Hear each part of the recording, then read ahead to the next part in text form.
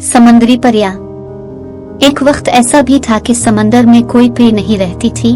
समंदर में रहने वाली मखलूक को मालूम था कि परियां तमाम जानदार चीजों पर निहायत मेहरबान होती हैं।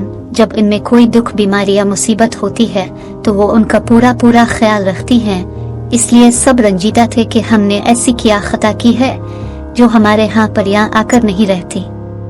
चुनांचे समंदर के सारे रहने वालों ने प्रिस्तान में अपना एलची भेजा और वहाँ के बादशाह से दरखास्त की कि कुछ परियां समंदर में भी बसने के लिए भेज दी जाएं ताकि हमारे आले वक्तों पर काम आ जाएं। एलची जब प्रिस्तान के बादशाह की खिदमत में हाजिर हुआ तो इसने अर्ज की, जो परियां हमारे यहाँ आकर रहेंगी हम उनके साथ निहायत मेहरबानी से पेश आएंगे और उन्हें खुश रखने में हत्ता अल मकदूर कोई कसर नहीं रखेंगे। बादशाह अपनी दरबारी परियों से मुखातिब होकर बोला, तुमने सुना, समंदर का एलची हमारे पास क्या दरखास्त लेकर आया है। अब बताओ, तुम वहाँ जाना और नीले समंदर के पानी के नीचे रहना पसंद करती हो। परियों ने कांप कर कहा, हम वहाँ जाने और रहने के लिए बिल्कुल तैयार नहीं, हम यहीं खुश हैं। इसके बाद बादशाह ने जंगल की परियों को बुलाया और उनसे पूछा कि समंदर में जाकर रहने में तुम्हारी क्या मर्जी है। वो भी सब सर हिलाकर कहने लगे कि ये हरे भरे जंगल, फलों फूलों से लदे हुए बागात, इनमें बोलती चिड़ियां और खेले करते हुए जानवर छोड़ कर कहीं जाना हमें गवारा नहीं। बादशाह ने इसी तरह बारी बारी तमाम परियों की मर्जी मालूम की और सबसे समंदर में जाने से खुलम खुला इनकार कर दिया। अब सिर्फ पानी की परियां रह गई थी। आखिर में बादशाह उनकी तरफ मुखातिब हुआ और ये देखकर हर एक को हैरत हुई कि वो बिला झिझक फौरन तैयार हो गईं और कहने लगे, हम तो खुदा से चाहते थे कि किसी तरह उन नदी नालों, तालाबों, कुनवों और बाउलियों से बाहर निकले। घर बैठे हमारी मुराद पूरी हुई। इतने लंबे चौड़े और गहरे समंदर का क्या कहना है। हमारे उछलने कूदने, भागने दौड़ने के लिए इससे ज्यादा अच्छी कौन सी जगह हो सकती है।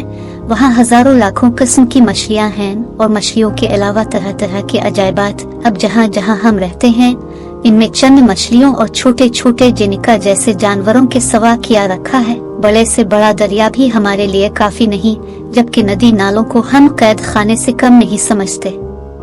हुजूर, हमारी इससे बढ़कर कोई तमन्ना नहीं कि हम समंदर की परियां बन जाएं। हाँ, एक बात का ख्याल रहे कि हम पानी में किस तरह रह सकेंगे। दूसरे, अपने तमाम जिंदगी भर के साथियों को अचानक छोड़ने के ख्याल से दिल दिखना है। हमेशा के लिए हमको उन्हें खुदा हाफिज कहना पड़ेगा और फिर हम अपने प्यारे बादशाह और मलिका की सूरत भी शायद कभी ना देख सके। बादशाह ने कहा, नहीं, ऐसा नहीं होगा। इन बातों का जरा ख्याल ना करो। जब तुम्हारा दिल चाहे रोजाना रात के वक्त तुम ऊपर आ सकती हो और चांदनी रात में हम में से बाज परियां समंदर के किनारे रेत पर जाकर तुम्हारे साथ खेला कूदा और गाया बजाया करेंगी। लेकिन दिन में हम सब अपना अपना काम करेंगे। अलबत्ता हमारा एक दूसरे से मिलना दुश्वार है। रहा समंदर के अंदर हर वक्त रहना, ये मामूली बात है। मैं तुम्हारी मौजूद सूरत तब्दील कर दूंगा और तुमको पानी में रहने से कोई दिक्कत नहीं उठाना पड़ेगी।